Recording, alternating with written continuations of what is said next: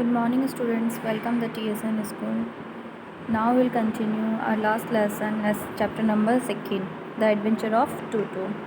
Last class में मैंने आप सबको बताया था कि जो टोटो है वो क्या है, एक बेबी मंकी है। जो ग्रैंडफादर है वो टोटो को कैसे अपने साथ ले आते हैं और कैसे अपने प्राइवेट जू के अंदर उसे रखने के लिए उसे अपने जो टांगा ड्राइवर है उससे ख़रीद कर ले आते हैं। और जो टोटो है वो काफ़ी मतलब अच्छा सा दिखने वाला और काफ़ी ऐसा लगता है कि एक्टिव मंकी है, तो उसे साथ में रखकर दादाजी को काफ़ी खुशी होती है। जब दादाजी सहारनपुर जाते हैं, देहरादून जा रहे होते हैं अपनी पेंशन के लिए, तो वो उसे भी अपने साथ ले जाते हैं क्योंकि उन्हें ऐसा लगता है कि टोटो जो है वो क्या करेगा, मस्ती शरारत करके सब कुछ तहस नहस ना कर दे। और पीछे से क्योंकि किसी को पता भी नहीं था कि जो टोटो है वो घर में रह रहा, दादी जी से उन्होंने छुपा रखा था, इसलिए वो अपने साथ उसे ले जाते हैं। तो टिकट कलेक्टर जो होता है वो उनसे उसका किराया मांगता है और जो उसका टिकट मांगता है और वो उसे 3 रुपये उसके लिए वो दे देते हैं। Now we will continue. When Toto was finally accepted by grandmother, he was given a comfortable home in the stable, where he had for a companion the family donkey Nana. On Toto's first night in the stable, grandfather paid him a visit to see if he was comfortable. To his surprise, he found Nana without apparent causes pulling at her halter and trying to keep her head as far possible from a bundle of hay. जब दादी जी को पता चल गया था और दादी जी ने जब उसको एक्सेप्ट कर लिया था किसको, टोटो को, तो उसे फाइनली किस में रख दिया गया था, अब स्टेबल के अंदर रख दिया गया था। स्टेबल जहाँ पर मतलब और भी जानवर वहाँ रहते थे। तो उसके साथ में एक गधा था जिसका नाम क्या था, नाना। डंकी था, तो वो किसका था, ग्रैंडफादर का ही था डंकी, उसका नाम क्या था, नाना। उसके साथ में उसे टोटो को भी रख दिया गया। जब फर्स्ट नाइट उसको साथ में उसे रखा गया तो दादाजी चेक करने गए कि वो अच्छे से तो रह रहा है ना, वहाँ पर कोई शरारत वगैरह तो नहीं कर रहा है। जब उन्होंने उसको देखा तो उन्हें काफ़ी हैरानी हुई। जो नाना था वो अपनी रस्सी को खींच रहा था और अपना जो सिर है वो घास के ढेर से दूर हटा रहा था। Grandfather gave Nana a slap across her haunches and she jerked back, dragging Toto with her. He had fastened onto her long ears with his sharp little teeth. Toto and Nana never became friends.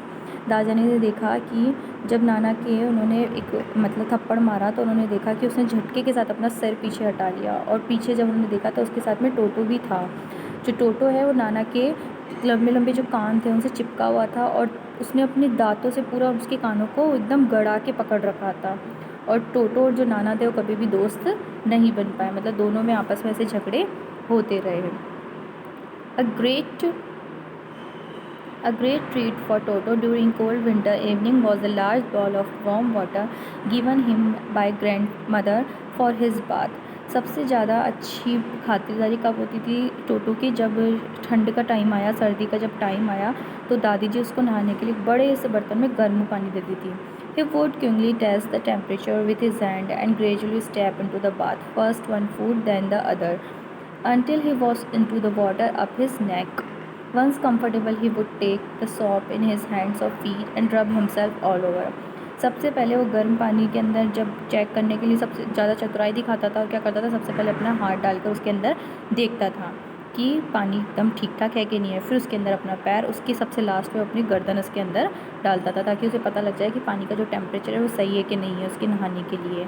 और ऐसा करते हुए करके वो क्या करता था, जब उसे आराम फील होता पानी के अंदर जाके, मतलब उसको लगता कि नहीं एकदम टेम्परेचर ठीक है, मैं उसमें नहा सकता हूँ, उसके बाद ही वो क्या करता था, अपने हाथ पाँव पे साबुन रगड़ कर मलने लग जाता था।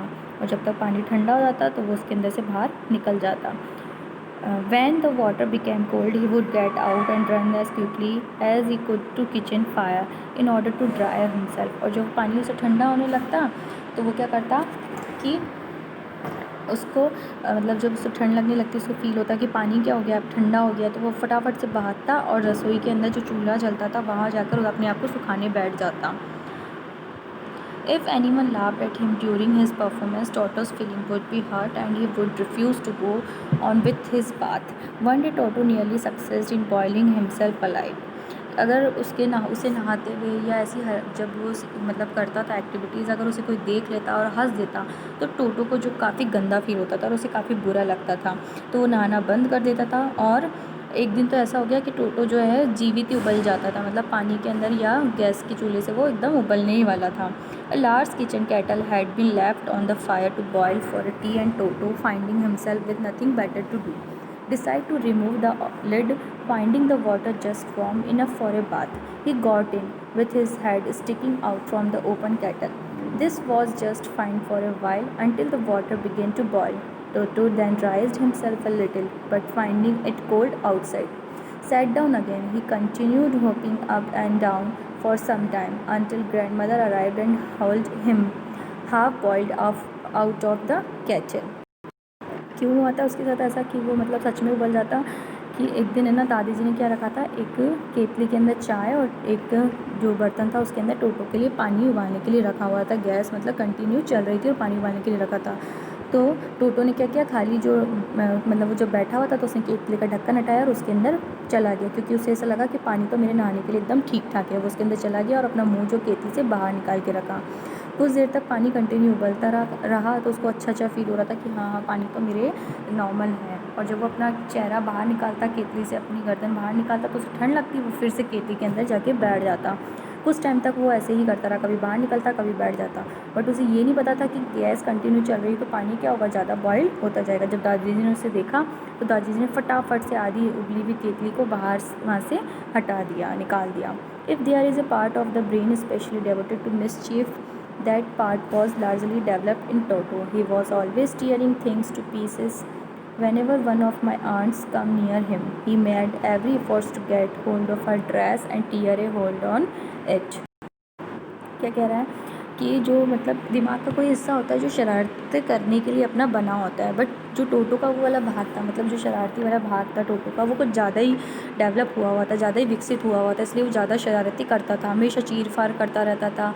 और कहता है कि यदि मेरी कोई जो बुआ है, मतलब उसकी जो बुआ थी लड़के की, जब वो उसके पास जाती तो उनकी ड्रेस को भी फाड़ कर वो उसके अंदर छेदना कुछ ना कुछ कर ही देता था। मतलब हमेशा वो कुछ ना कुछ शरारतें करता ही रहता था, इतना ज़्यादा वो शरारती था।